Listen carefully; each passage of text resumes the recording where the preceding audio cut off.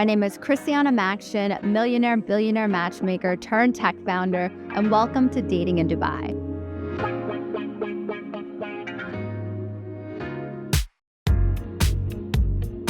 Meet Paris, TV host of Guy in Dubai, a sought-after bachelor now ready to find his long-term love.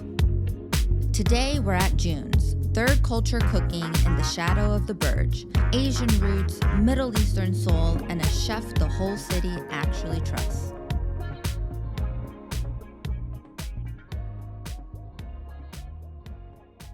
Paris, Norriss, are you ready for dating in Dubai? All right. What do you got in store? What are we doing? First question. Describe your dating life in Dubai in one word and why. One word. Chaos. Chaos. Okay, why chaos? I need to know. Well, okay. Maybe chaos sounds bad. It's just always like, meet someone where, hey, this is great. Fantastic. And then, okay, that didn't work out. We're on to the next. Okay, that wasn't what I thought it would be. And it just very, transient, I guess. Yeah. So then, are you single right now? Yes. Okay, our job is to get you booed up. You're already on Maxion, V1, and then the V2 will launch. But I wanted to understand more from your perspective. So you grew up in England in the countryside, is that right? Yeah. And then being in Dubai, how many years now? 17. 17 years. I mean, did you date when you were in England? Before that, right? I would imagine so. Yeah, I mean, I came here straight after leaving university, but the way we used to date at university was a bit different. I was gonna say, like, how can you compare dating in Dubai, maybe to like other cities that you've dated in? London, yeah, I did date in London, yeah. I mean, people put a bit more effort in over here. Okay, effort in terms of what? Well, look, people get dressed up, they go somewhere nice, there's things to do a bit more. There, it's quite cool to go to a pub. Yeah. Yeah, and we'll have some fish and little chips more and a beer. Yeah. You know what I mean? Which is fine for the men and women there. Yeah. So it's a little bit more casual there. Yeah. I don't mind the casual actually, because I sometimes think when you put the expectations super high, that's when everything goes wrong. Yeah. You initially, just to be able to get to know someone, just at least for the first time, for that to be nice and comfortable. Yeah. I personally think that's the way to go. So, yeah, there's a big difference to it here and there. So then when you talk about expectations, right, of like, I feel like here in Dubai, I hear a lot, especially from women who are like, oh, for a first date, if it's not a dinner, don't go, he's cheap. What is your opinion on that?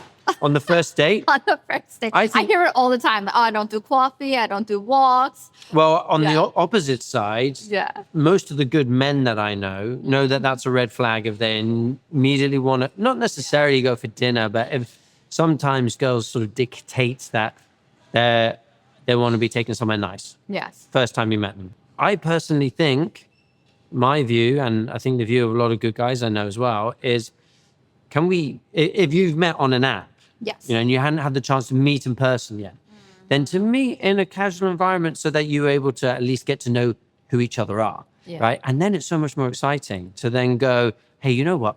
I would love to take you out. Yeah. Dress up. I'm going to dress up too, and we're going to go somewhere nice. And now you've got stuff to talk about. It's not awkward. You like each other. So second, third date, I think that's the way to go. But first one, I think it should just be whatever it is for you to just be able to get to know each other a little bit. Yeah. Right. Which is completely the opposite of what the expectations are coming a lot in here in Dubai certainly from the women's side. And I think some men play up to that too. But I don't know. I hear women complaining that this guy's, thought he would impress me by taking me here and picking me up in this car and then they felt it wasn't natural and that they were putting on a show. Well, yeah. Performative. Yeah. Exactly. It's the best version of yourself, not the real you. 100%. I think that like first dates, like when you first start dating one another, and this is something like I've learned as a matchmaker in my own personal life, is you need to warm up to somebody. And it's just maybe like what we're talking about, like being performative. It's like you want to show up as your quote unquote best self, but that's not necessarily who you are. Yeah. So what I see a lot too is that people give up on somebody that they're dating way too soon. I'm like, you didn't even see the real person yet. You got to like meet them a few different times in different environments. Yeah. But people had this expectation of, oh, is this person going to be my husband, going to be my wife on the first date? Like, how could you ever figure that out when you're meeting? It's two strangers meeting for the first time. And how could you figure that out on the first date? And there might be so many other forms of a relationship that could work for you. 100%. Like it could end up being a really good friendship, which by the way, I've had many good friendships that have come from dating apps. Same. It could be a business partnership. Yeah. I've also had those from dating apps. So you don't yet know where that person could be in your life. So why don't you just start with a chat, you know, and meet each other. But just to give you an example, I do remember a specific time when I messaged a girl, very, very beautiful girl. I'm sure she has a lot of options, right? But that was exactly what she displayed back was, listen, unless you're willing to take me, you know, somewhere nice, then you know, I've got other things to do. I don't have time for this, right? And it's like, okay, I understand that you don't value me yet because you don't know me. Correct. But you have to also understand that I don't really value you either yet. It's only that I think you're attractive and I know that you're attractive. If you do a little bit of research into me, maybe you'll find that I might be your type or not. But just a chance to get to know each other is all I'm asking. But what's happened is it's now like, now I've got to compete with guys in the DMs, guys trying to show up and give her what? Flowers, Rolls Royce, show up to DIFC, a 3-course dinner. And it's like. And so for me, it's a red flag. And then I just back away and go, you know what? I want somebody who would be like, you know what? I had a little look at like your social profiles. You look like an interesting guy for these reasons. Like we might have a few things in common. Yeah. I'd be interested to get to know you and then let it roll. Right. And then also real relationships, right? Like I've been in a long-term relationship and it's like, you're not going to dinner every single night, a 3-course dinner, white cloth table, like white tablecloth dinner every single night. Like the real relationship is in the bonding in those moments that are quiet. Yeah. Right? You were talking though about like the low expectations. I think here in Dubai, people are kind of maybe brainwashed in a sense with social media or their friends of like, every first date needs to be a dinner. And if he doesn't take me to a dinner, then it's not worth my time. Have you had an experience like that? Yeah, many. Many. Too many. Yeah, oh, no, it happens all the time. Look, for me, it's a red flag and I don't continue the conversation because, and I know for a lot of guys, it's like that because it sort of, first of all, it already shows I value myself more than I value the opportunity to get to know you, right? Oh, that's good. So that you know, which is not the right playing ground. It also kind of means I haven't really done my research into you to know whether I want to know you. You're just another person who's trying to pitch for a date, and I've got many of those. And you know what? Raise the game. Otherwise, you know, I'll say yes to someone else. Again, that's not a good dynamic either. So I think you want to be able to get to know somebody. Generally speaking, I don't do really many of those kind of dates. I like as a first date, you don't do a dinner normally. Meet somebody that I don't know. Oh, okay. That's good to know. So generally, I will allow situations like if it's an event or something or through friends or whatever, those are great ways to meet people where it was just a chance to get to know each other that you can then say, hey, we should meet up sometime, right? Spark of interest. Yeah. Like, oh, you know, I actually want to get to know this person a little more. It happens naturally. Yeah. The problem is now what we sort of resort to is a lot of online dating, you know, dating apps, a lot through Instagram, things like this. So we don't know the person yet, but we think we would like to know them because we find them attractive. So we pitch, hey, why don't we get to meet each other? And attractive people have many of those options, and hence they put the standard a bit higher. But then it's reducing the ability for you to just get to know each other. So if somebody actually wants to get to know you, then you've actually now put a barrier there. And it doesn't mean that you're filtering the good guys and the bad guys. You've probably got a lot of good guys that are now not interested. Yeah. And you've probably got a lot of bad guys who are going to keep persisting to get that date with you. And that's not good for them. And then it's a vicious cycle, right? And that's kind of what I realized with the first version of Maxion was like there was this very high expectation when people were going into dating, and what I said before about seeking a perfect partner on paper rather than just doing the act of dating to become a better picker of a partner. So we've kind of like switched that around now where it's a dating marketplace. Where let's say you are a person that does want to do a 3-course dinner on a first date. Sure, that's fine. You can put that out there. Hey, I'm free Sunday, 8 p.m., DIFC. And somebody who's on that same vibe will take you out. Or if you're somebody, hey, I want to meet for a walk on Kite Beach. Or hey, let's do a gallery walk in Ouster Call. And then you kind of get to choose your pace into how you want to meet somebody. Yes. And I think anybody, when they have got a chance to get to know someone and they've decided that they like them, they'll put the effort in. 100%. Right? Both men and women, and they will. But you want that effort to be because they want you, because they know who you are. They got a little taste, and now they're like, okay, let's see what's underneath there. Yeah, I think that's nice. You know, when you see somebody's met you and now they're like, hey, I really love to see you again. It's like, it's a big compliment. I think so. So then with that, would you consider yourself a love at first sight guy or more of like a slow burn? Okay. I'm not going to say love at first sight, but I will say this. A few times in my life, I've met someone and within the first sort of half an hour, I'm in my head, I'm like, this is the next girlfriend. Oh, and I'll tell you something. Every time I've had that feeling in my head, it has been the next girlfriend. Yes. So I know when I'm looking at, right, this is the next. What is it then? Is it a feeling? Is it a gut feeling? Is it something that they said? What do you think it could be? I think it might even be subconscious. You know, it's just summing up everything. You're attracted to them. You realize that they've got the qualities that you need. And you need a few things to happen for that to be apparent. For me, there's one thing that really... what is it? When I see somebody who's got a truly kind heart, looks after people. So I remember with my longest relationship, it was when I saw her look after her younger sister.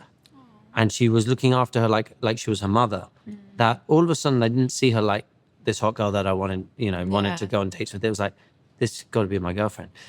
Same thing, one of my long-term relationships, we went to an event together and, they give you the goodie bags. And we had all these things in the goodie bags and most of them were a bit useless. And so we went and gave them to all the guys working in the parking lot.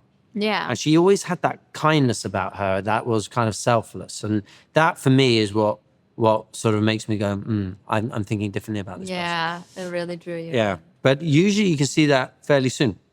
You know what's interesting? I remember when I was living in New York and I was driving to work, I was listening to like talk radio.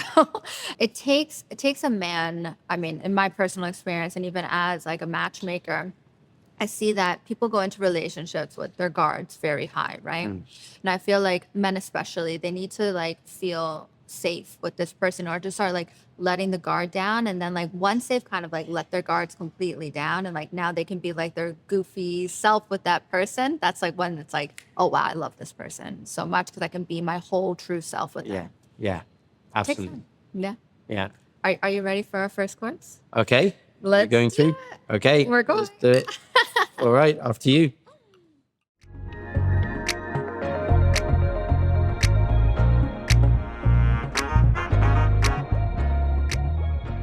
Please tell me your most shocking dating in Dubai story. Shocking dating Dubai. Well, the most shocking dating story that I can remember. We're gonna do that. It wasn't in Dubai, it was in London. Okay. So it was going way back before I moved to Dubai. So it was about 17, 18 years ago. So I was like my low 20s. So, forgive me for making mistakes, right? Anyway, it starts off like this. I'm getting a bus in London very late at night. And the bus stops and tells us that it's been terminated and you have to walk to the next bus stop to get the next one. So I was like, so we've kind of been kicked off early. And so I start walking up and this girl who had to get off the bus as well was like, are you walking up to I said, yeah, I guess it's up here. And I was just like, hello. Like this girl was like beautiful. Like, she was Australian. She had this blonde hair. She was in great shape, obviously did a lot of sport.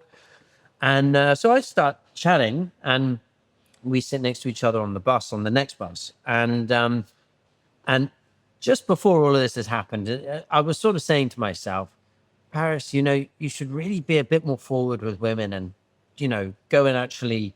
Take a chance, go up to them, see what's going on. If you get rejected, whatever, Exactly. on to the next one. So we shared numbers and we shared some text messages. A couple of days later, we decided to meet at the same bus stop that she got off at, right? Oh, so that's kind of cute. Yeah, so I said, let's meet there and we'll carry on. Anyway, what I didn't realize is I think maybe she had a bit to drink before she came. On the date? Before the date. Okay, before the date. Yeah. So she arrived like half cooked, right? Oh, gosh. So anyway, so I was like, well, I know this place. So we went to this one restaurant and we sit down and she starts hitting on the waitress. I go, why don't we go to another bar? Let's break up this relationship with a male waiter, maybe. Yeah. So anyway, so we go and there's cars coming down the road. And she stands so she flashes her. Oh, wow. She flashes to a random car. And if you do that to cars in London, they go beep beep way. Yeah. Right? So and I'm like, oh my god, this girl is crazy. Wait, what time is it? 2 p.m. It's not dark yet. Oh my god. So we must be like maybe 5 p.m., 6 wow. p.m. I don't know, like that. It gets dark late in London. Yeah. So I'm starting to realize this girl's a bit crazy. She's a bit wild. Maybe she's had a bit to drink, and she's being mad.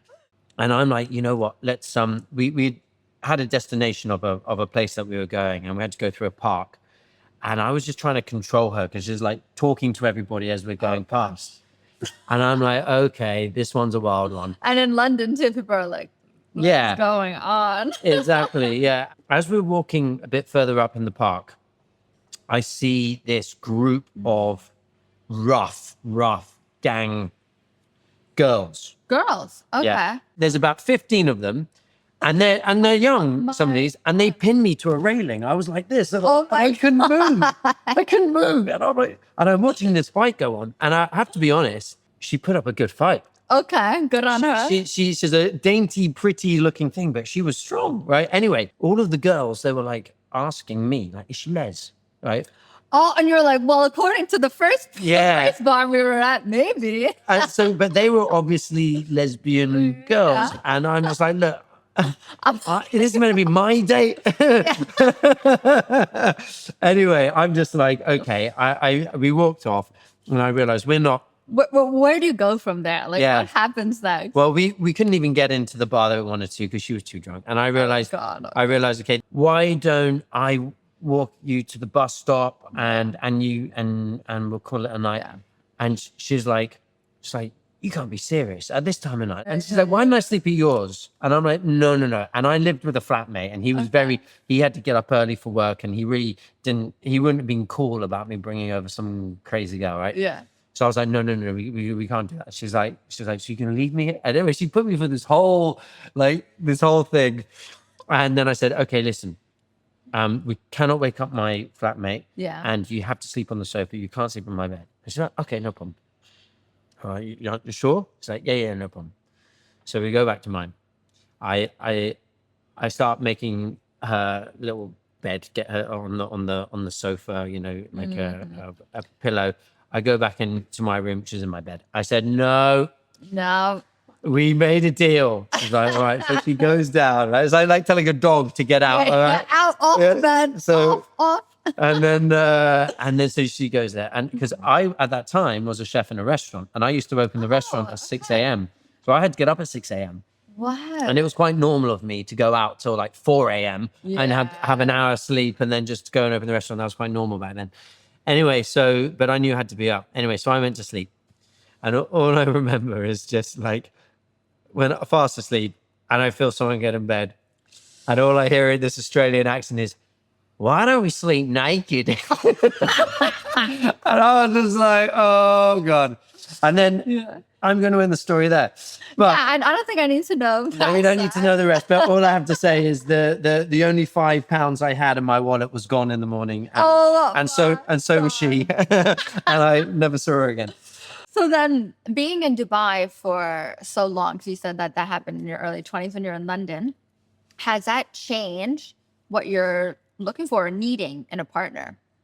Well, I don't know if it's Dubai or just getting older, because, I've been here 17 years. So I've kind of matured here. And certainly what I used to look for when I was younger is very different now. And definitely there was a part of me that felt insignificant when I was in my 20s.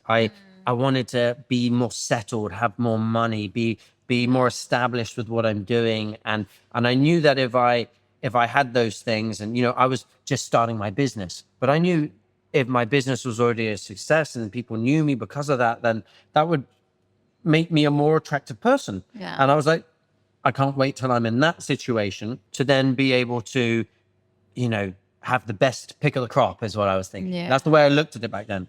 And now you get to this age, you've had some success, all those things that you were missing, you now have. And you realize that all those things that you wanted, you don't want now. And actually you just want somebody who's honest, decent, and cares for you. And you realize you could have had that anytime. So interesting. So, you know, it's now I have much simpler things. So, and that's what you kind of come to when you get to 41, I guess, is a slight bit more of maturity around it. And I don't know if Dubai did that or just age. Oh, yeah. Well, you know what I'm going to tell you. So with my first business, right, as a matchmaker, it's like the world's top 1%. A lot of our clients end up coming to us after they have most of their ducks in a row, right? Where they think, okay, you know what? I've had this much success. I've created this. Now I have the car. I have the house. Oh no, I need to fill it with a partner and a family. And what I see a lot is exactly what you were saying, right? You kind of feel like, okay, now that I've created the success, a lot of doors will open for me. And I've had conversations with clients before, right? Who they feel like maybe they had a similar or a situation where the one that got away, were like, gosh, in this life, all we really need are like simple things, actually. And all this, yes, it's a great show. It opens the door a lot, it gives you more options. But is this person after me for my success and the things that I can provide them? Or are they here for a real, true partnership? And a lot of people from the outside probably think that my clients are looking for, oh, supermodel looks and also has a law degree and also this and also that, right? Like great on paper. But when it comes down to it, the one common thing that all my clients say is somebody who's kind. They're like, I just want somebody nice. Yeah. Who's warm, nurturing, gentle. Truly what we need and what we don't necessarily know we want, or some people do, is someone who's just a really good person. And you can only rely on your experience through life with people to be able to gauge that and understand that. In order to pinpoint that, which is why, right, when people are searching for like this perfect partner on paper, it's like what you don't understand is like with the relationship, there's layers underneath that. And in order to be able to become a picker of a partner, you need to be able to date people and have those experiences. But you mentioned something, and something I've seen recently on social media, they call it like the 666. So women looking for men who are 6 foot and above, 6-figure income, and a 6-pack. And, and then they did the maths on it, on like it's like men. No one ever. Yeah. It's like on men in the US, it was like less than 2%. But then of that 2%, how many of them are in your geographic location, in your demographic in terms of age, and single? Yeah. But what people don't realize is like this perfect person on paper isn't going to be what you need. That might be what you want, or what society is telling you what you want. Yeah. But when you're laying with someone, and not naked, but like when you're laying with someone in bed, when you're waking up and you're doing your morning routine, when you're coming home from work, right? That's not what is going to be somebody who could necessarily be a great partner for you or what you need. Yeah, I mean, these are very superficial things, and we all fall into it. Like I'm superficial at times. You know, there's things that I really want, and but it's weird why we think like that, but it isn't really truly what's good for us. And you gave me some homework to watch The Manosphere. Oh my! Did you watch it? I watched it, and the thing that I found interesting, first of all, was these guys who claim to be like, this is what men should be. Oh God! What I notice a lot when they do all these podcasts is they really try and reduce what women want from men is money and height. Yeah. And just reduce it down to that. And it's like, well, no wonder you're such a dick, because like you don't consider being a good guy as a as a factor in. Yeah, it shocked me because what you see is this kind of buildup of hatred for the other gender.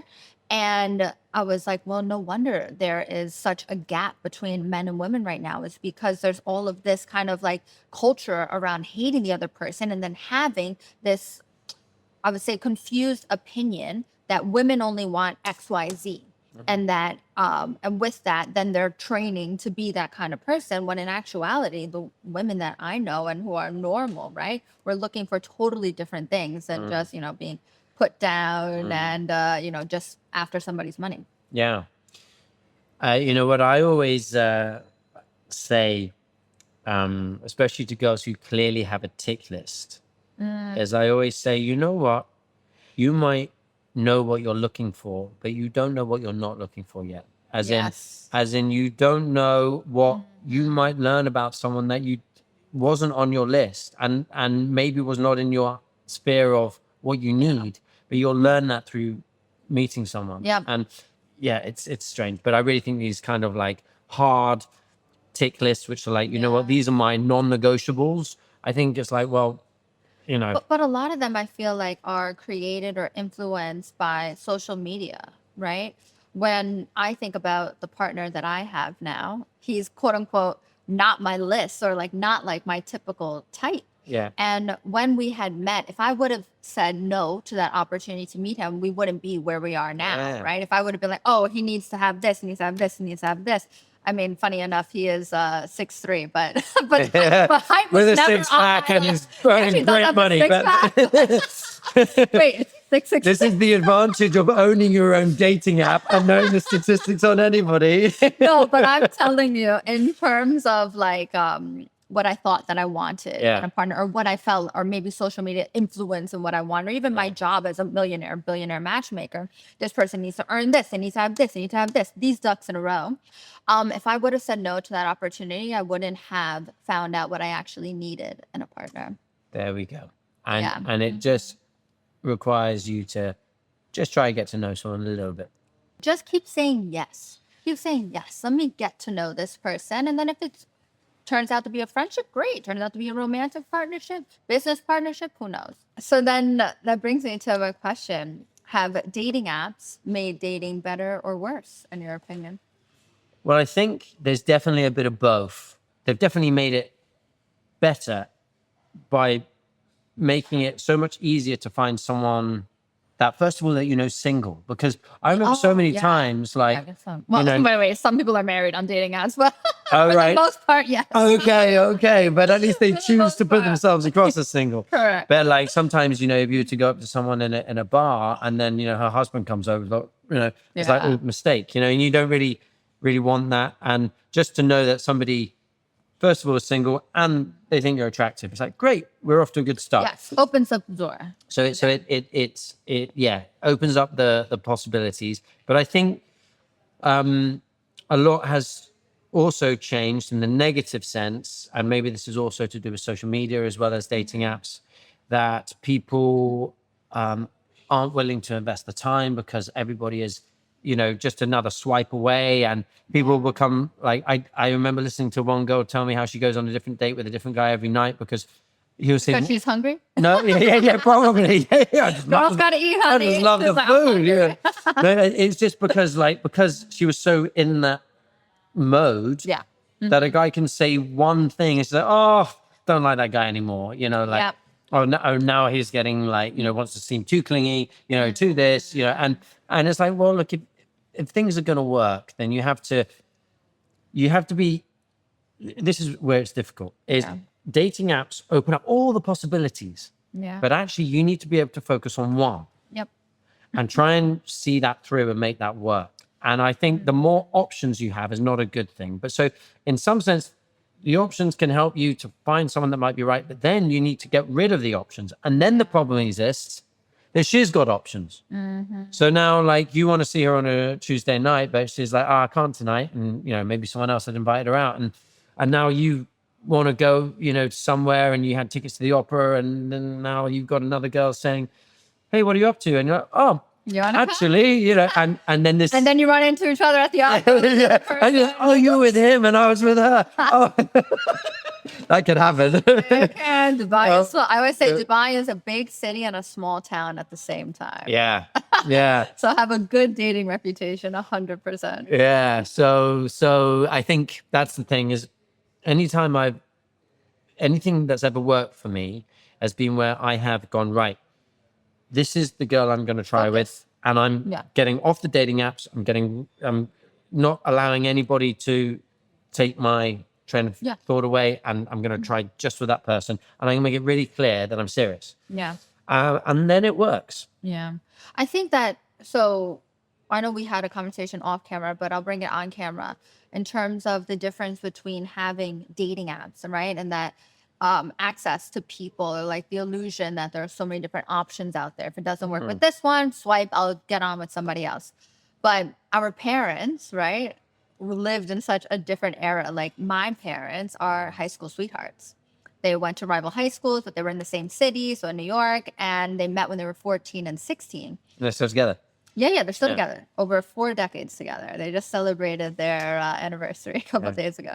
But with that, their relationship started because of proximity, essentially, right? Yeah. That's how they met. There weren't dating apps back then. I mean, the internet wasn't even alive back then either.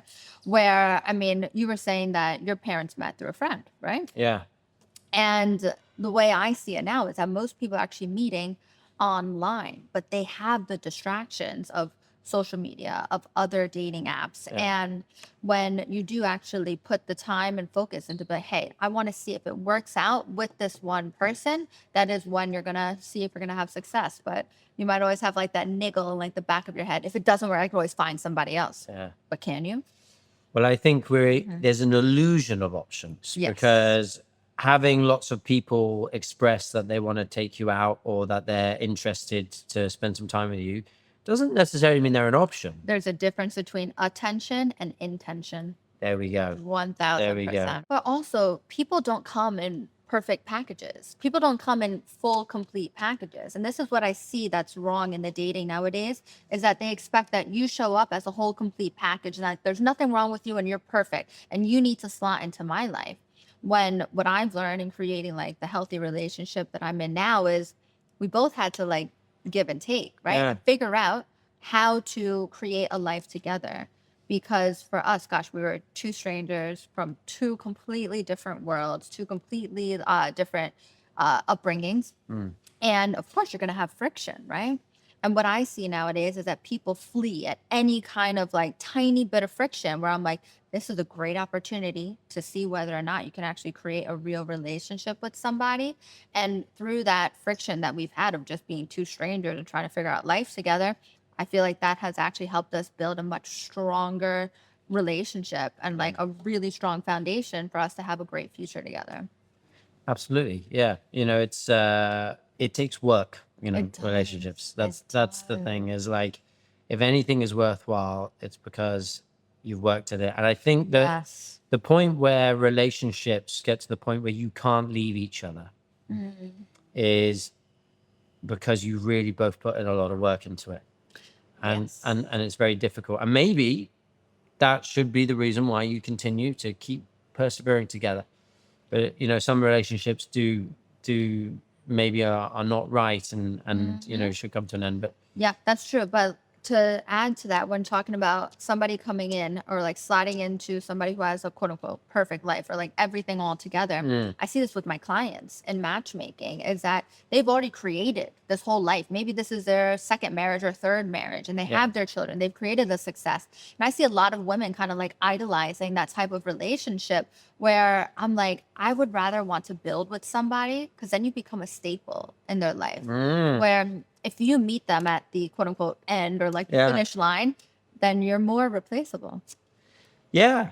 Well, exactly. I mean, you imagine it. I mean, I guess like, you know, if it's about, for example, a man being established and having a bit of assets under his belt and being somebody who's sort of well known and like whatever are the parameters.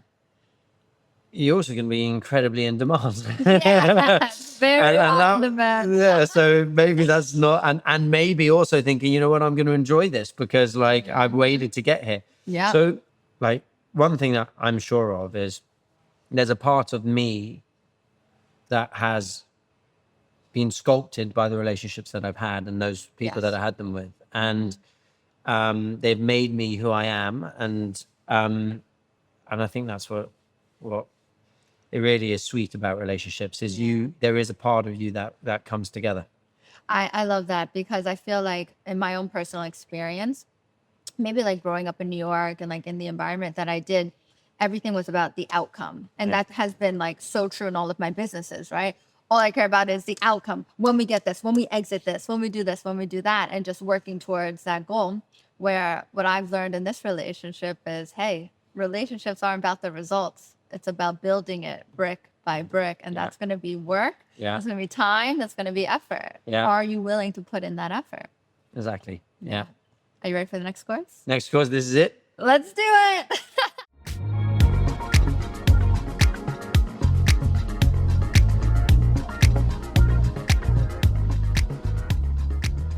You were already on Maxion version 1, right? And we're relaunching now. I know that you and I have already spoken about this, but relaunching with the first of its kind dating marketplace. You get to post when you're available. Other people get to say, hey, I'd love to take you out. And the whole concept of like meet first, match later. But our audience are accomplished professionals, successful individuals, and people who want to do the act of dating. And what I really see or like envision for Maxion and what we want are, guys who are good guys. Yeah. But you hear this all the time out there that we're in a quote unquote mandemic. There are no good men out there. How do you feel about that? Well, I don't think that's true. I mean, there's plenty of good men out there. I think there is a worldwide problem around how men and women are adapting to the new world we're living in. 100%. Right? So what is a man's role now? Our food came here nicely laid out, cooked by someone else. We didn't have to go catch this, right? We didn't have to go hunt for it, right? And so we now live in such a safe world where everything just kind of functions and works, that what a man used to do, which was to sort of protect his family from, dangerous animals and to keep them warm when there was no heating and to go out and get wood. And so we had a clear role. Yeah. Now, what's that role? Like there's nothing to protect from, right? So we don't have that role as a protector. We don't have that role as a hunter. We don't, so it's changed slightly. And okay, maybe now it's more focused on the modern day hunter is the man who goes and gets works, money. Yeah. Works for a living and brings in the money. So there's this, I think maybe an insignificance that a man feels by not really having a clearly defined role, and maybe our instincts are more aligned with how we have been for the last, millions of years. I also see that that men who lack purpose, like men need like a purpose, like a mission, like something to like work towards. Yeah. And we're talking earlier about the manosphere, right? And like what is these guys like main purpose, right? And what I see a lot in my friends, right, when people are talking about, oh, there are no good men out there, there's no this, there's no that. I remember when I was talking to my partner and she told me that her husband told her, you and our family are my purpose. And like that completely like changed his world for him, where he was like, I'm going to do everything I can to be the best father and the best husband I can be. And I don't know if like maybe that, I guess, perspective is missing on social media. That's not shined enough. But what is shined upon, because what gets the clicks, the views, the likes is the, we hate women and like things like that, and the whole manosphere that's going on, which then collides with what women are actually needing nowadays, because now women do have their own financial independence. So we're not necessarily looking for a man to just provide financially. So we're then looking for a man who can provide that emotional kind of stability and that support. But then you have a generation of men who were raised right? To be the quote unquote provider, the protector. So then there's like this huge gap in society right now is what I see. It's confusing. It's confusing. Very confusing for young people coming through. I still find it confusing. Yeah. I think you're like, in a world where everything is safe, why does a woman need a man to make her feel safe? Like safe from what? It's a different type of safety that we need now. Right. And then so for a man to understand, okay, I'm not out there kind of like actually making you safe, but you still need to feel safe. And how can I do that? Yeah. And why do you need that? And these are things that the rule book hasn't really been written yet, where before it's very clear. Yes. So now it's the world has changed, and how we live our life has changed, and the roles are a bit blurry now. They're so muddied. And this is a great topic because I meet a lot of women who are very successful, financially independent, if not high net worth, ultra high net worth. And I hear them say a lot. Like, for example, I had somebody come to me who's literally a billionaire on paper. And she told me, I need a man who earns or has the same amount of money as I do in order to be attracted to him. Yeah. And I literally said, I was like, okay, Elon Musk is taken. Bezos is taken. Yeah. Wow. No, but I had the conversation with her and I asked her, I was like, why? Yeah, what's that going to add to your life? Why do you need a man who has the same level of wealth as you do? And she said, well, I won't respect him otherwise. And I said, why? I was like, because in all honesty, money doesn't earn respect. All of a sudden now you have money and you become a respectable person. That's not how life works. What I really found, and obviously this has taken me years to get here, but the number one quality that I always say that I am so in love with my partner is integrity and character. And that you can't buy. And that's something you can't teach either. Or you can't, I mean, maybe you can later on, but like that's something like you have to innately be born with or brought up with. Yeah. And it's one of these soft qualities that you can only really identify in people if you've had a bit of experience with people. Totally. And you know, it's not something as easy as a number, how much you got in the bank, how tall are you. So it's more difficult. And it's also what makes, you know, great hires when you're hiring people for your business, what makes good friends. So it's these soft qualities that you have to be able to identify.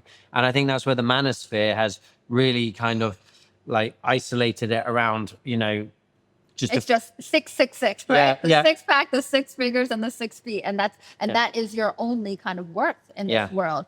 When, oh my gosh, whatever happened to integrity? Whatever happened to kindness? Whatever happened to generosity? But generosity, not in the aspect of, I'm going to give you all this money.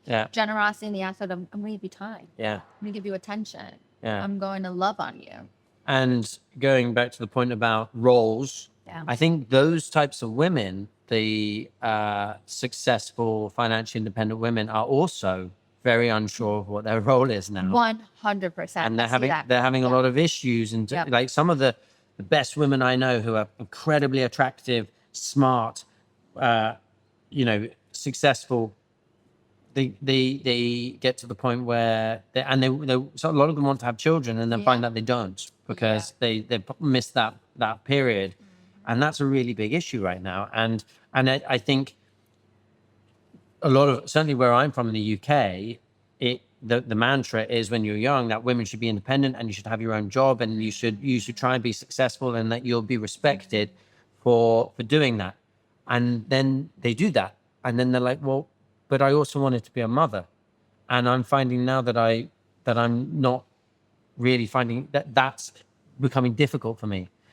And so I think this is actually a bigger confusion in terms of roles for women than it necessarily is for men. I completely agree with you, right? Because like, even growing up in New York, I mean, I kind of grew up differently where my mom was like, you're going to marry a rich man. But then it's funny because I was in a relationship like that. And then we split and then I kind of built my own success for myself. And then I was kind of confused too. Because I was like, I have all of this success. Do I need a partner who has equal or more than I do? But what I see too is that people, especially women, are viewing dating as a daunting task. This is a job. Oh, and like how many people do you hear say like I'm taking a break from dating? Where I'm like, this should be the most fun, exploratory experience of your life, but they're treating it as interviews. They're treating it as, oh, can I hire you as my partner? Yeah. When every single client I've ever had, and a lot of like my friends who are male and anybody who I talk to as a guy, one of their quote unquote requirements is never on what the woman's career is. They're like, is she nice? Yeah. Is she fun? Like the 3 F's is what we say in the matchmaking world is fun, fit, and feminine. Like that's all you have to be as a woman. But then you have society who's like, okay, but you also have to be a career woman, a boss babe, a this or that. And a mother too at the same time. It's like becomes really. You know what? I've never really ever heard many guys sort of say, yeah, she needs to be a successful entrepreneur. Yeah. Or she needs to be, rarely you know, ever. like, so for me, my 2 cents on that is I do want a girl to have a passion. Yes. And that she wants to do something, but it doesn't have to be that it's so overpowering that she has to have ultra success. I want to see that she really loves what she does and that she wants to add something to the world. Because if they don't have that and that they're not really working on anything, I find it, in my opinion, a bit dull and a bit sort of. I want them to have some independence, but still. You're going to work together if you're wanting to build a family. You're still going to work together. So there's still a role that she might want to play as a mother, a feminine role. And so if she was to say, you know, I'm going to put my business on hold because I like the next 5 years to be about my children, that's okay. Yeah.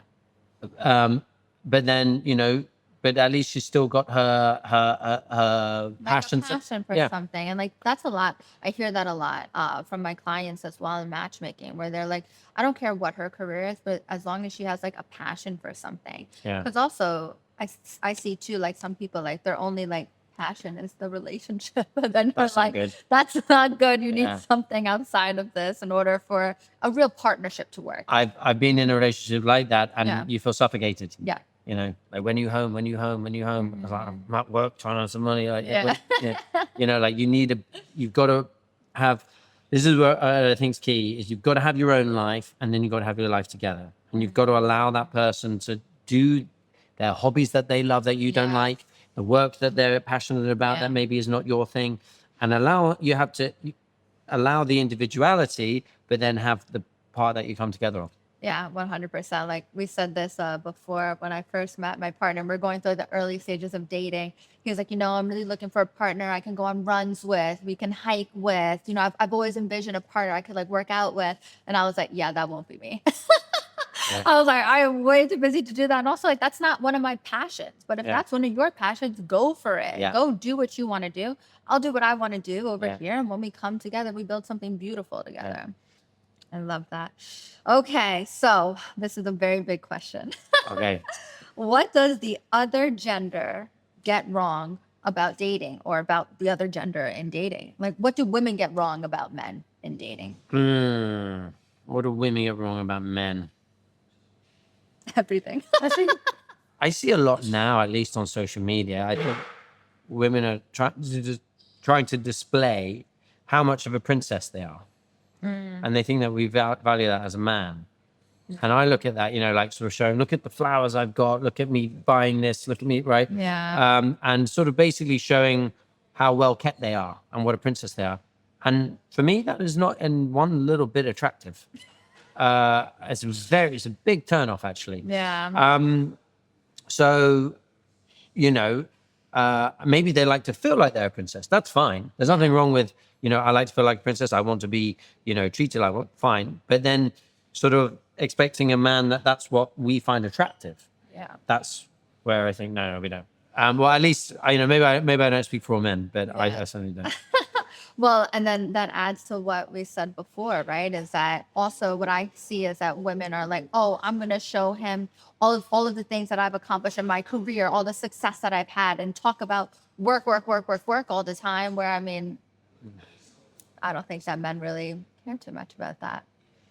Oh, I don't know. I find it really interesting when a girl's got her work going on, and she not necessarily that she has to show off to me about it or show how well she's doing, but I'm super interested in like what she's working on and what she's doing, and you know how she thinks and what she's trying to add to the world. I find it really interesting. So what I meant by that is that women think that if they have achieved all of these things, and they're kind of thinking like men in the terms of, if I get all of these ducks in a row, then I will be attractive to a partner. Where men don't see that as like a top thing of like, oh, if she does really well in her career, now I can go out with her. When what you should be focusing on are like those inner qualities that we were talking about, like the kindness, generosity, being nurturing, and go at it from that standpoint. Well, I mentioned earlier about how I thought, you know, when I'm a bit older and I'm more established, then I'll be more attractive to women, and therefore I can have pick of the crop. Yeah. And then your idea about what pick of the crop is changes, and you realize that actually, like, you could always have had the best, but the best, your definition of that really needs to be honed in more in terms of how kind they are, how caring, how much they're going to work with you, and often that person is only created through the relationship. 100%. Yeah. You know, they become that person, that dedicated person to you because of the relationship. Are you ready for the next quote? I've been waiting for it. It's in front of me the whole time.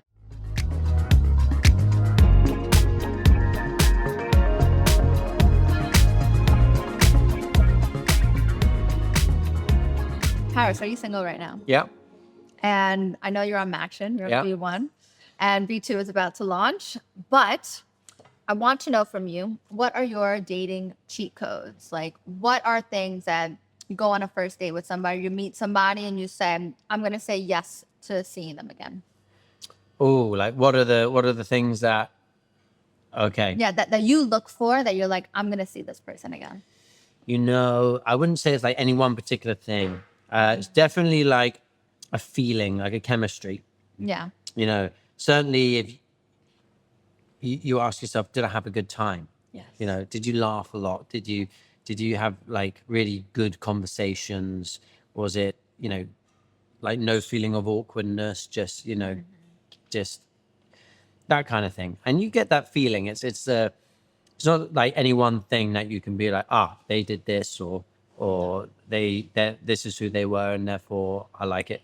But yeah, you get that vibe, and if it feels like there's an energy and a frequency that's just working, and that you don't feel like you have to try so hard because it's just happening naturally, that's definitely a call for the next one. I always say, I call it like intellectual intercourse. It's like a back and forth. Like, wow. Ooh, okay, Intellectual intercourse. And then it just keeps getting like a more interesting conversation. Yeah.